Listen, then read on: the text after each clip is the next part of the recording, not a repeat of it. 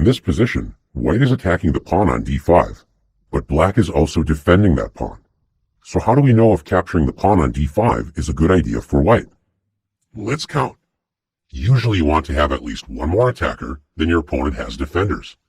Notice white has two attackers, the rook on d3 and the bishop on f3. Black, on the other hand, only has one defender, the rook on d8.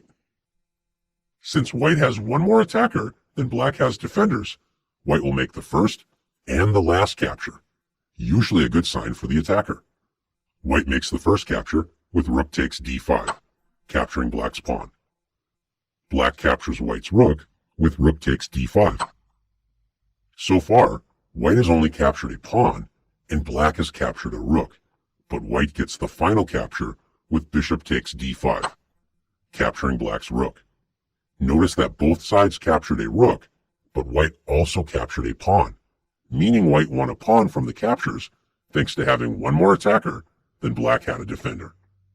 Let's take a look at another position. In this position, notice that white has two attackers against black's pawn on d5, the rook on d4 and the bishop on f3. Black, however, has two defenders, the rook on d8 and the bishop on e6. So there's two attackers against two defenders. When there's the same number of attackers and defenders, the defense usually has the advantage. The reason why is that although the attacker captures first, the defense captures last. Let's see this idea in action.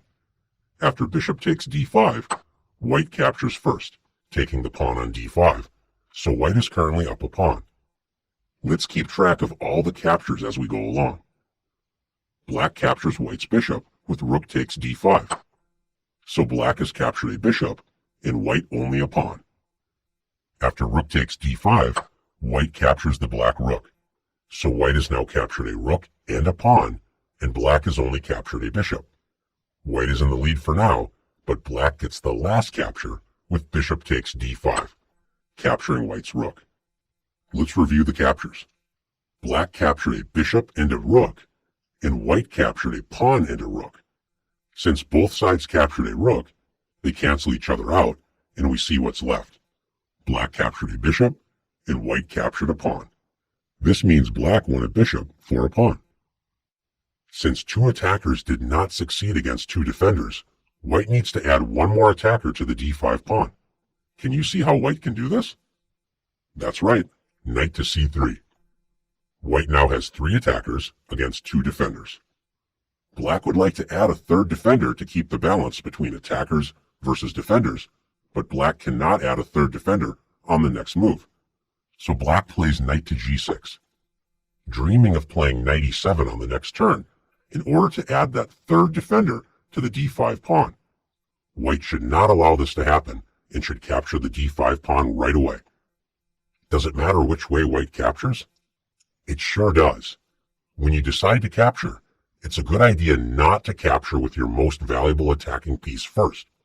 Since the bishop and knight are both worth 3 points, the 5-point piece, the rook, should not capture first. Why?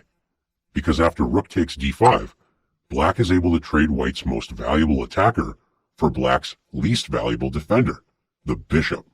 So after bishop takes d5 and knight takes d5, notice that black captured white's rook and white captured a bishop and a pawn.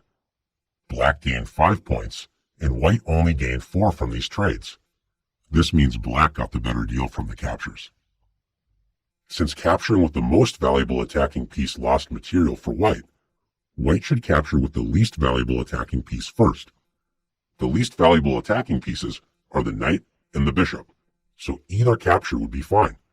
Let's capture with the bishop first.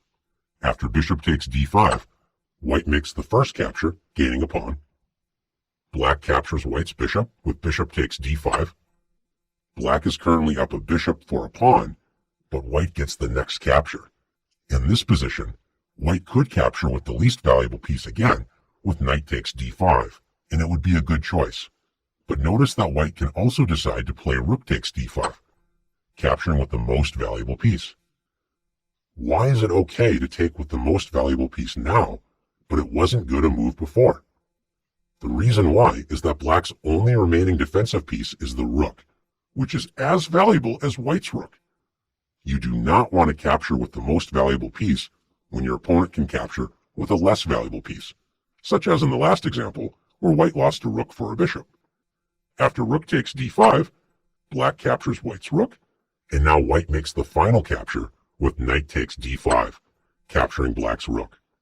Both sides captured a rook as well as a bishop, but white also captured a pawn, so white won a pawn by counting carefully and making the right moves. Let's take a look at one more position together. Is it always true that when there are an equal number of defenders against attackers, that the defense will get the better deal from the captures? Not always. In this position, white has two attackers against f7, the knight on g5 and the bishop on c4. Black has two defenders, the queen on e7 and the king on e8. White captures a pawn with knight takes f7. If black takes the knight, the queen must make the first capture because the king would put itself into check by capturing the knight. Since the queen is worth more than both of white's attackers, the knight and the bishop, black will lose material after queen takes f7, bishop takes f7 check, king takes f7. White captured a queen and a pawn worth 10 points for a bishop and a knight worth 6 points, so white gained 4 points from the captures. Counting is a very useful idea, but remember not to blindly follow the counting method. You always have to think carefully with each position. Now that you've learned the importance of counting, it's time to practice counting captures to your advantage.